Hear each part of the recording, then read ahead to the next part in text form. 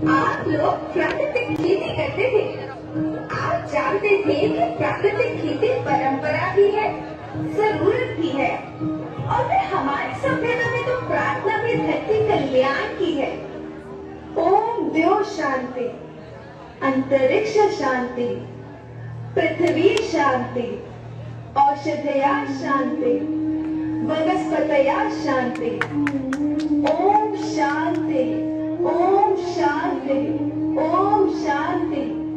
सबका कल्याण।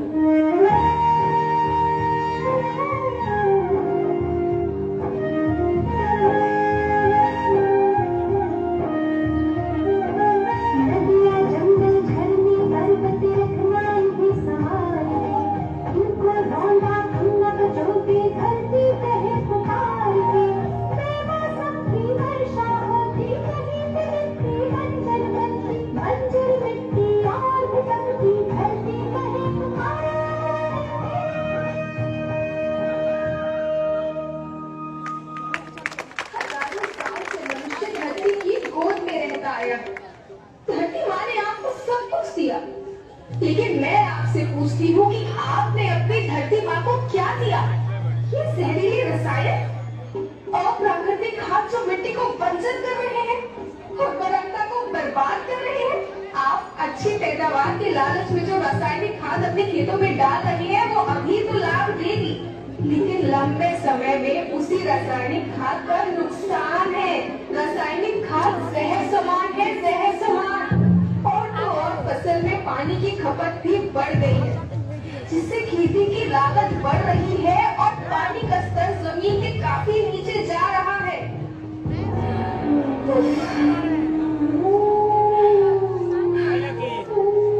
बच्चों, मैं तुम्हारी माँ हूँ। मैंने तुम्हें सुख से जीने के लिए पर्याप्त साधन दिए हैं, और तुम्हारे लालच की पूर्ति के लिए नहीं दिए। ऐसा लगता है कि थोड़ी सी अधिक पैदावार और अपने लालच के लिए आप सब अपनी अगली पीढ़ी, अपने बच्चों के भविष्य के बारे में सोचना ही भूल गए हैं।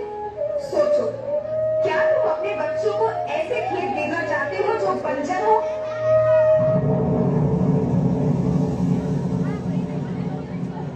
मैं माटी हूँ, माँ होना मेरे नाम में बसा है।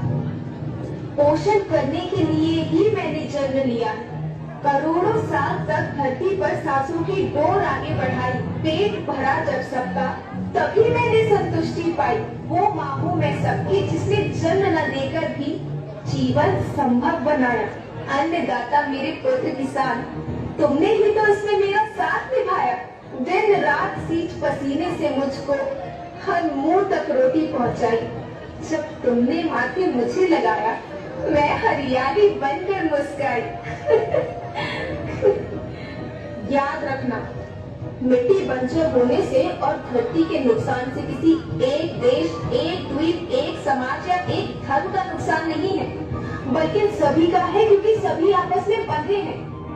धरती की श्रृंखला टूटी, माला टूटी, सब बिखर जाएंगे, सब खत्म हो जाएंगे।